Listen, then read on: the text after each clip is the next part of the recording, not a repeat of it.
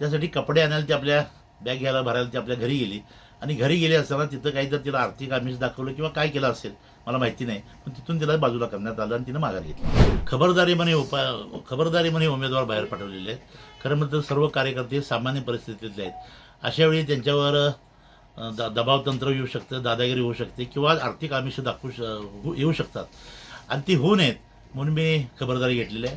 खरं म्हटलं तर हे पुन्हा ज्यावेळी माघार संपेल आणि निवडणुकीच्या रिंगणात ते प्रत्यक्षामध्ये उतरतील त्यावेळी लोक त्यांच्या मागे उत्स्फूर्तपणानं मागं राहतील. त्यामुळं हा दबाव जनताच बाजूला करेल. मुस्लिम तरुणी आम्ही 22 वर्षाची उभा केली होती. तुमच्याच परवाच्या चॅनलला तिनं मुलाखती दिली होती आणि मी तिला सांगितलं की आता आपल्याला एक दिवस बाहेर जायचं आहे.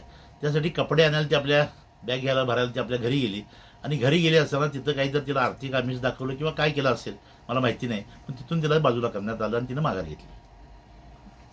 निश्चितपणाने ही संधी आहे, कारण मला एकटा म्हणण्याचा प्रयत्न झाला, मला अस्वस्थ म्हणण्याचा प्रयत्न झाला. खरं म्हटलं तर या घटनेमुळे मला अधिक ताकद मिळालेली आहे.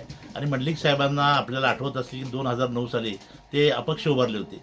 त्यावेळी सगळे लोक त्यांना एकटं पडले असं म्हणत होते, पण त्यावेळी जनतेने त्यांना उचलून धरलं होतं. त्याचं प्रत्यंतर हे पुन्हा एकदा कागलमध्ये येईल.